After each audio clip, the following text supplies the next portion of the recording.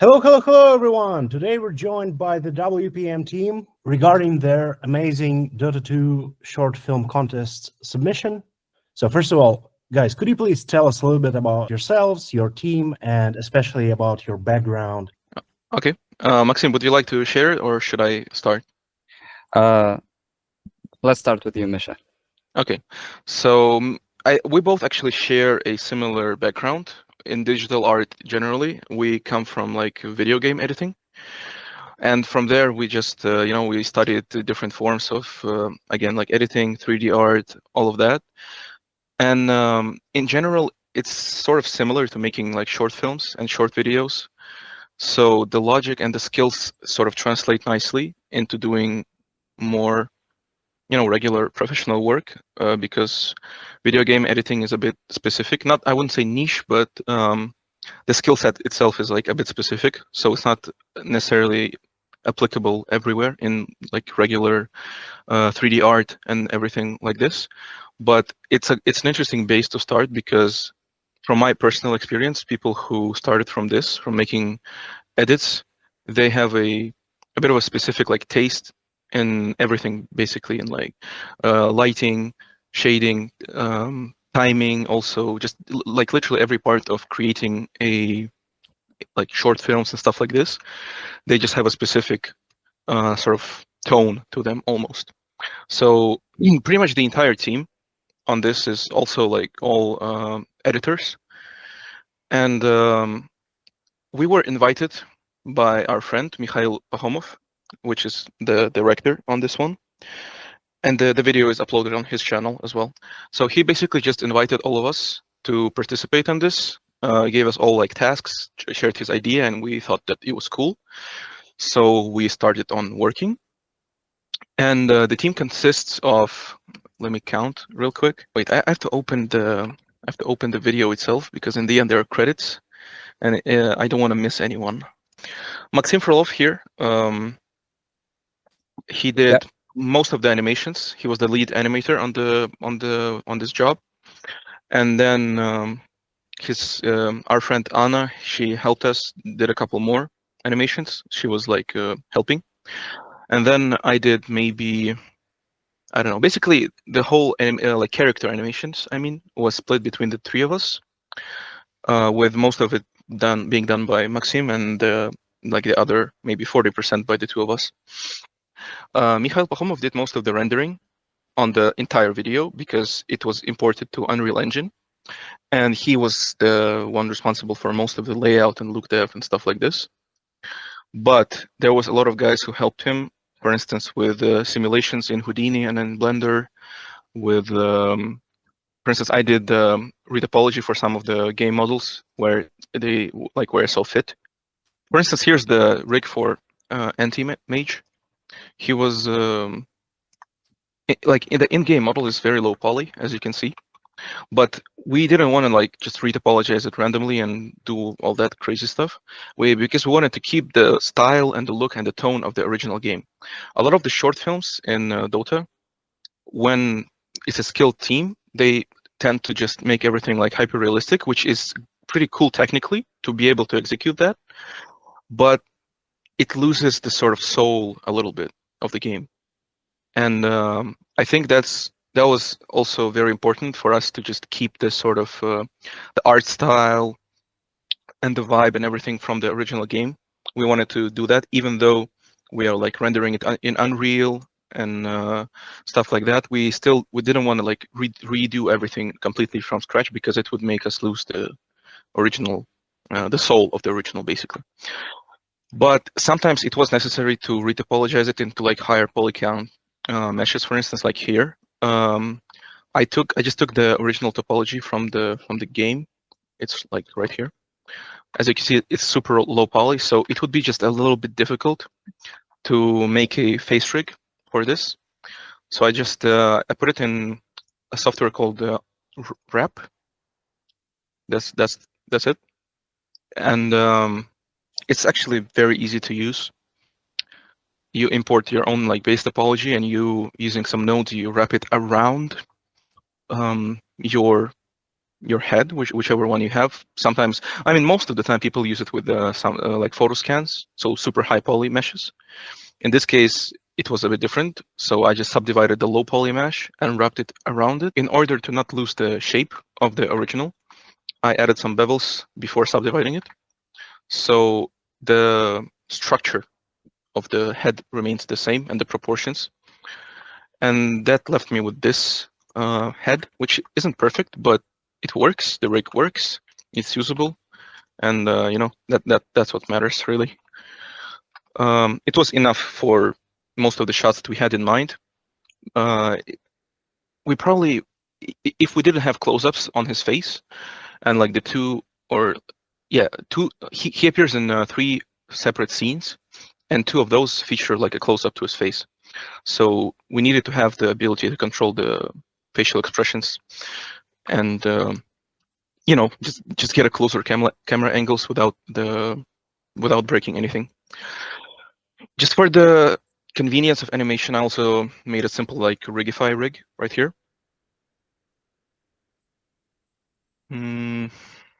It's mostly default with the, like this one is not default. It's like customized face rig, and the cloth bones are also custom made, like not the default meta rig, but custom made. The armor here in the body is still pulled from the game. I just did a little bit of retopo to make the subdivision work properly. And same can be told about like other ones. I'm not sure if I have it. Yeah, like Lion, for instance, this one. Yeah, this one. This one is just an in-game model. Like it doesn't really have anything. The shape keys were already there, so I just animated it with.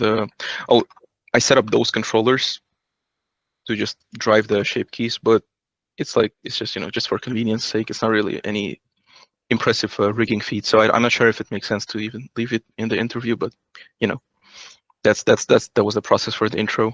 Like took me maybe 1 hour to make this one. Yeah. That's about it really. I'm gonna turn off the simplify so you can see how the model looks with all the subdivisions and everything. Something like that. Honestly, if we had a little bit more time, I could probably improve it even more. Mainly the hair. I mean, everything. There's like room for improvement generally, but a big part for this project was just that we had to get it done, you know, and we started a little bit late, if I may say so myself. So there was like a little bit of I wouldn't say panic, but like we had to work very actively, and we couldn't afford to waste time on things that don't matter much and like not gonna be seen, stuff like that. And in the end, it worked out okay. Like I've watched the video probably like, I don't know, 20 times, and I can not see that many bugs and errors. It's all good. So we managed, which is like the best part of it. But yeah. And what about the other models you used in the cinematic? Did you also have to retopologize and rig them? Oh, actually, Maksim is going to show you one of them. The model from the intro. This one. Wait, I'll just show you. The intro. Just a second. You mean This the one. line? No. This one. This Yeah, one. yeah. By the way, I wanted to ask you, who's that guy? He is. What's his name in the game? This is Aghanim. Aghanim, this is not a playable character. It's like the, I don't know how to say, like the Like an NPC. puppet master, like something like that. Oh, okay. So he's not like a character you can play with. Oh, all right. Because Yeah. last time I opened Dota 2 was in 2017, I believe, and I couldn't recognize this character. I thought it was Darkseer, but then I thought, no, that's not him. So yeah, wanted to ask you about this guy. He's like a lore character, basically. So there is an in-game model, but it's not a playable character. And if Maksim, if you can show your screen, because Maksim made the rig for this guy, and it's pretty interesting since he has like 4 arms, and you know, it's a bit trickier to rig a character like this. Yes. So I'm gonna stop my share, and Maksim is gonna share his screen and explain the process for this one. Yeah, he had 4 arms, and I rigged him with a Rigify. This is not actually so complex, the rig. This is just with the simple uh, simple bones that I employ with the rig. So he got everything is movable, and yeah, there is maybe some kind of issues with the weight paints, but when camera comes, this is not actually see it. So that's it.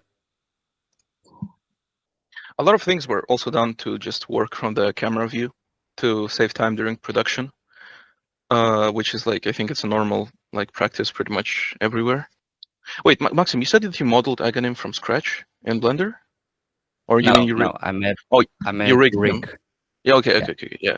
I got confused for a second because the traders model that I showed you before, I don't think you had the recording on at that point. This one was actually made from scratch.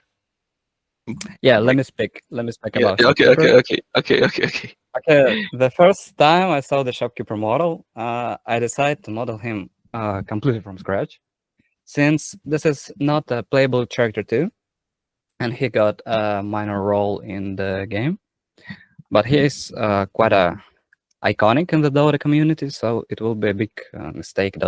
Don't put him in any frame, you know. I sculpted the base and the silhouette of the face and the body in the Blender.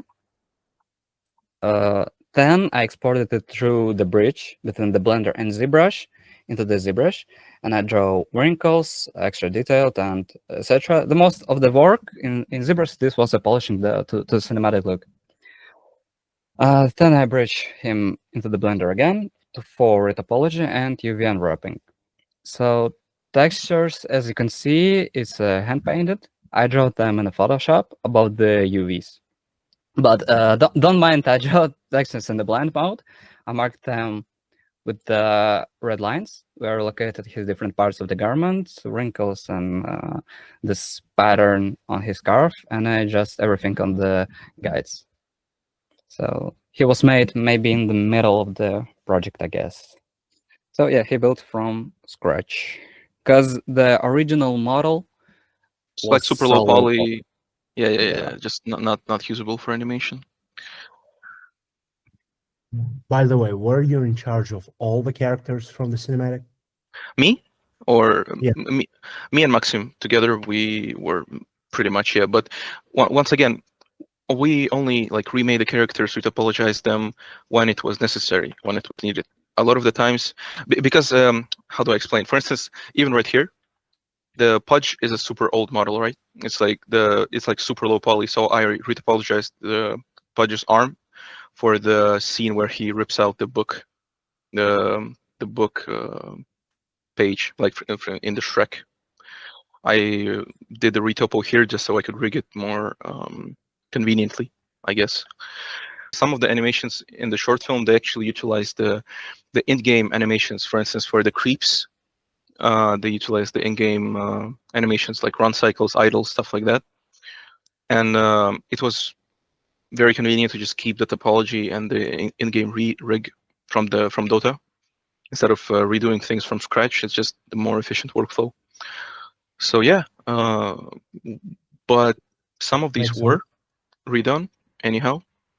So I imagine it was easier for you to work with newer characters like this Ringmaster fellow, or what's his name? Yeah, 100%. It was much more convenient to work with. So am I correct to understand that you use Blender for all the animation work? No, some of the animations were done with Maya. Some of them were done with Blender. It's just for Maya, I believe we were able to find sometimes the rigs, so we didn't have to make them from scratch. And if we couldn't, then we just rigged them with Blender because, well, we have like experience working with Blender rigging, unlike Maya. For instance, Maksim and Anna, the two animators who work in Maya, they can animate pretty well, but they don't have much experience with rigging. So if they could find a rig that worked, then they just did it there. And otherwise, we just stuck with Blender, and it was like, you know, it worked as well. The animations are the animations that were done in Blender are a bit simpler, so it didn't cause any like issues or stand out in a negative way compared to the ones that were done in Maya. So it was like good enough, you know. Blender or Maya? Depends. It depends really because Yeah, it depends on what you want. we work in both, and I could say that for character animations, Maya still wins. But I really like Blender for modeling because I like to model quickly, and the shortcut focused. I'm not sure how to say it. Like because in Blender you do everything with shortcuts. You don't rely much on shelf tools and buttons and everything like that. You use pie menus and stuff like that. Basically, for modeling, I prefer Blender, but that's also like a habitual thing a little bit. Like it's just something that I'm used to. I guess if I get used to in Maya and I learn to model it with Maya, I would just be doing it there, you know. But yeah, for character animations, I would say Maya stands out in many ways, especially if you pair it, like if we're talking about an actual professional production situation, then you would have like Animbot and you would have custom-made scripts, stuff like that. And with that, Maya always wins. Like pretty much, there's no way in which Blender would win. I'm not saying you can't animate characters with Blender, especially if you manage to make a good rig that is like working and everything is working and it's great. But Maya will win just for in terms of convenience. But also how fast and comfortable it is to, like, for instance, lay out and render stuff in Blender. I love it so much. I love working with cycles and doing stuff in it. So I can't make that choice. I can't make that call. Unfortunately, I don't think most people can unless they are biased. So if someone actually worked in both programs, they would have a hard time to overall say which one is better. Like if they're open-minded, again, unbiased opinion. I would say Blender is like Windows and Maya is like Linux. Linux is just a piece of code, but when you figure out how to use it in your case, will be a kill machine. But I guess Windows at the same time is fresh, it's easiest to use. So this depends what you want from this program. And Cinema 4D would be Mac in that case. Yeah, maybe. Yeah. That's a good. I said that's a fair assessment as well. By the way, you mentioned that the VFX team also used Houdini. Could you please tell us a little bit more about that? Yeah, sure. So I have this. This is the ancient, like the explosion from the Tetris scene. This one. From what he told me, it's like a pretty basic pyro simulation. The fractured pieces. They basically, each piece is like fractured separately, and there's an RBD sim on them, and the velocity of those pieces is also connected with the pyro simulation. So they, like, as you can see, just to make it more impactful, I guess. So you could see like flying bits out of it, and feel like the objects are actually interacting with each other during the explosion. So yeah, that's basically what he sent us. This is that's the fracturing. That's the pyro simulation network, and I think that's Pudge, and that's I assume that's Karma XPU render view. Solaris staging. Yeah, that's about it for the Houdini part. Could you please share a few words about the rendering process, how it was handled, and what post-production tech did you use, and stuff of that nature? Oh yeah, 100%. Again, post-production wasn't done by me. It was done by other guys, but I know the process exactly because it's pretty simple stuff. Basically, we used After Effects for all the compositing. Then the final cut was done with Premiere Pro by the editor. This is gonna be like probably super ancient and even unorthodox a little bit, but we used Sony Vegas Pro for SFX, sound effects. Sony Vegas is really convenient for sound effects work. It doesn't have a lot of tools, but just I guess there's a software called, I think, Pro Tools, that is like done specifically for sound effects. I guess it would be comparable to this in terms of convenience, but Pro Tools is much more like difficult, unintuitive to learn a little bit compared to Sony Vegas, where you just put your like sounds and balance them out a little bit, and you're good already. I wasn't the one doing the compositing again, as I said, but I had done some for this scene with the book, and it's all really simple. Just I didn't use any passes here. For some of those scenes, they used the actual render passes, like with the sniper one, they had crypto mats, they had like depth map, everything like that. But nothing complicated with like Nuke or Fusion, nothing like that. It's all most of the actual look is done in Unreal, which is the definitely the benefit of using Unreal. And in After Effects, you just add stuff like glows and like film effects, grain, change the color correction, color grading, color correction, both of those. I have my own like ways of compositing because just kind of what I have through the years. I had some blurs on stylized scenes like that. Just I use like an OBS blur. Very, very slight RGB separation for a chromatic aberration effect, but like here it's like barely visible. Film effects like film convert, grains, stuff like that as well. It's again, I try to keep it very subtle because the majority of lighting information, both like color and intensity, stuff like that, contrast, it comes from the render, from Blender and stuff like that. I'm not a fan of changing the light scenario of the scene much in post.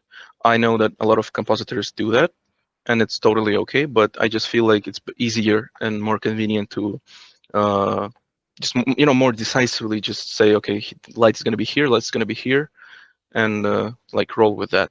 For bigger production where re-rendering things a lot, if something might change later, like during the process of working, it might be less convenient because you don't want to re-render things a lot. It's easier to change them in comp. But for things like that, it makes sense to just do it in Blender or in Unreal. And here you just tweak very small things like small like exposure tweaks. I don't know what else. I added like animated exposure when his hand reaches, because if it's like an in-camera effect, right? It's exposed to look at this book, then a new object comes in and it tries to readjust the exposure dynamically. That's the logic behind this. I think there are ways to automate this in Unreal Engine. Games like Unrecord and Bodycam do this a lot. Here, I didn't like. You don't have to have it super pronounced with stylized animation. Otherwise, it's just going to look uncanny and not as pleasing. Then some lens flares, yeah, and very basic like color correction. Barely anything. Like you can maybe see like 2 pixels change in here, and it was a similar process for most of the shots, I'm pretty sure, because once again, as I said, the most of the look was actually just done in Unreal, so we didn't have to do much on those scenes. Who was in charge in preparing the environments? It was the director, Mikhail. Oh. He was the doing most of the environments on this one, like laying them out, Yeah. and everything. Yeah, because from what I've seen, there are some environments from the actual game and some custom-made ones, like the Shrek Swamp. Yeah, I mean, I'm pretty sure. I'm not completely sure, but I'm pretty sure those are still utilizing like in-game assets. Partly, he just rearranges them in his own like custom way to make them fit the scene better. I should have asked this in the very beginning, but how did you even come up with the idea of bringing iconic moments from movies to life in Dota 2 featuring Dota 2 characters? Because it's just, well, I've seen a fair share of, cinematics prepared for, the international, but this is something, uncommon, unusual. Yeah, I understand. But how did you get this idea? The team lead, the director, it was his idea. he basically just told us about it, and we were like a bit skeptical at first because I thought that it would be strange, but as we went on with the project, it became pretty apparent that the idea was actually really nice, and we should do it, and it works, right? So the idea is his. He did the rough like storyboard. Then Fishpond, our friend, Dmitry, that's also him. That's both his name. He made the music for it, so we realized that okay, that works, and that's interesting. Yeah, most of those cinematics are just usually just like fight scenes, super epic and everything, and I think that uh, it contributes a lot to the end result of it being like unusual and new in a way. The fact that it's not necessarily too serious, it's like a fun video, right? It's not like super serious, like epic fight scene, dramatic with mm, insane like VFX and stuff like that, which I'm not saying it's not impressive like to do that. It's super impressive, but people just get tired of seeing the same thing over and over again. So bringing Yeah. something like unusual, when we're talking like a contest, right, where you have to earn people's not attention, but like they have to like the video. Basically, they have to like your work in order for you to win. Which references would you say are your most favorite? Ooh. I like the Breaking Bad scene a lot because I like the way that it's like timed with the song. This one. I mean, the Shrek swamp is also amazing. It fits the Pudge character really well. The only thing that bothers me a lot is that we didn't have enough time to actually finish the book scene properly.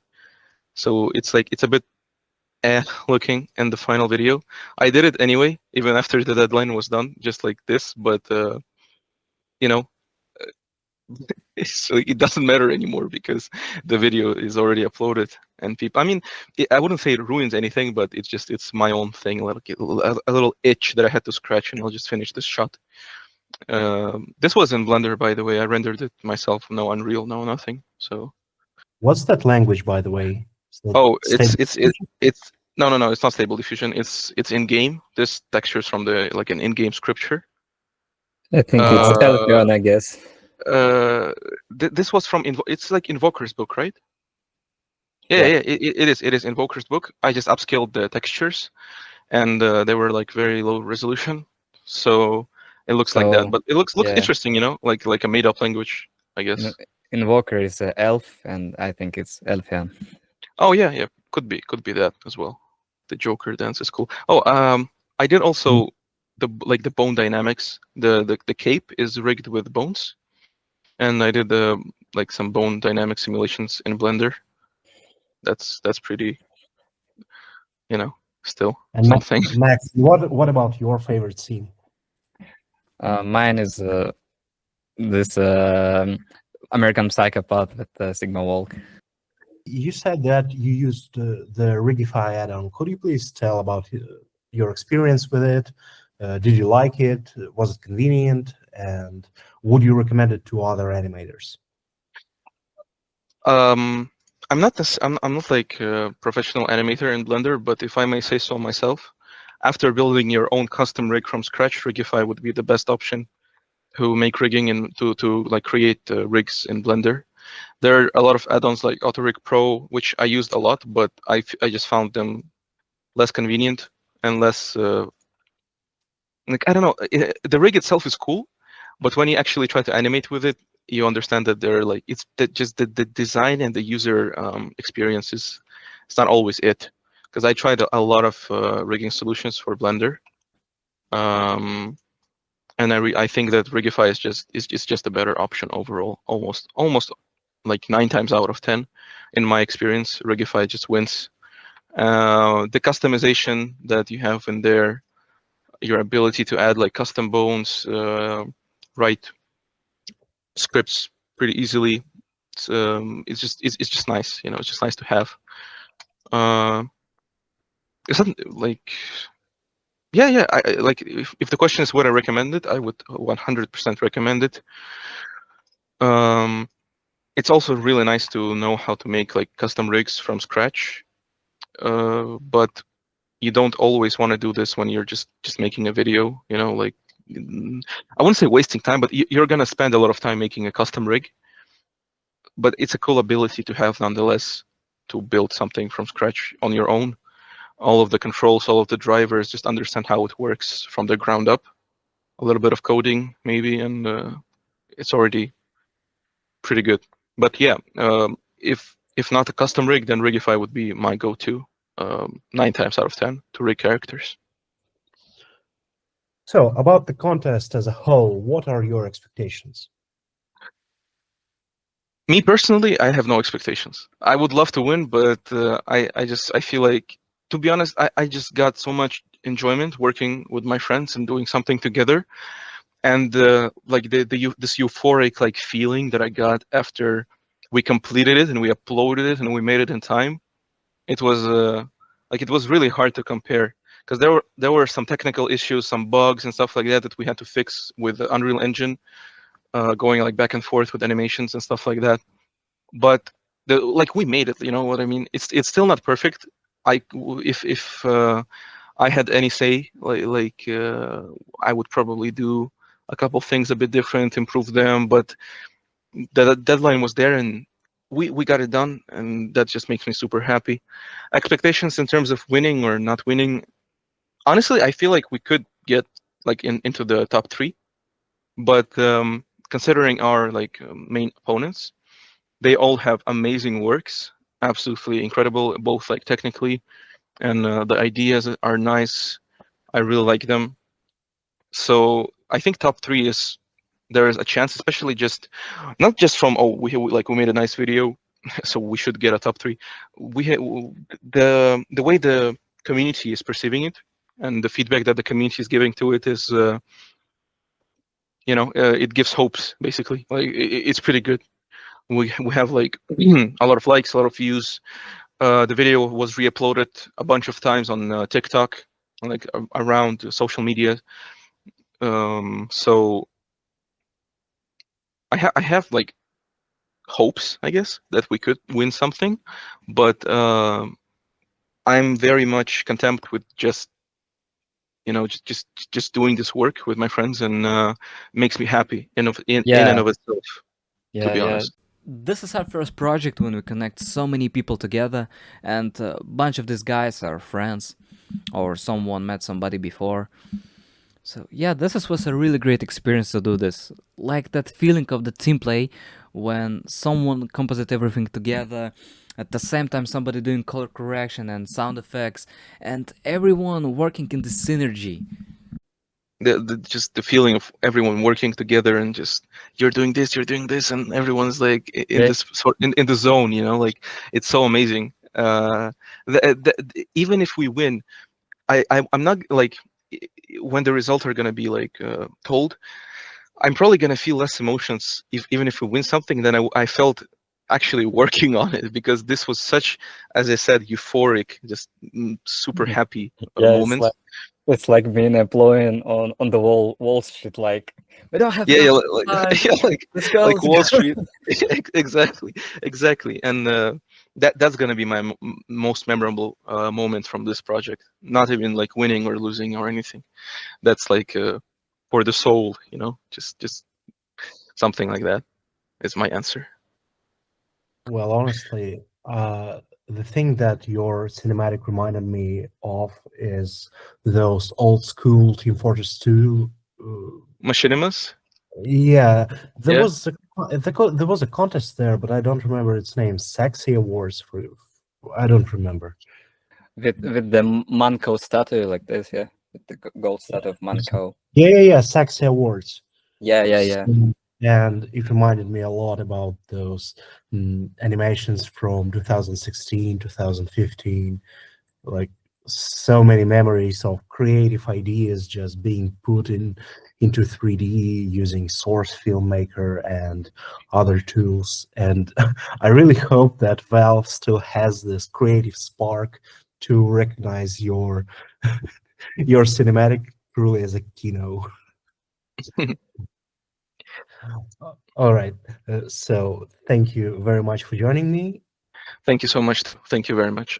thank you. We really just appreciate the opportunity, and it was a nice interview. So thank you. That's all we gotta say.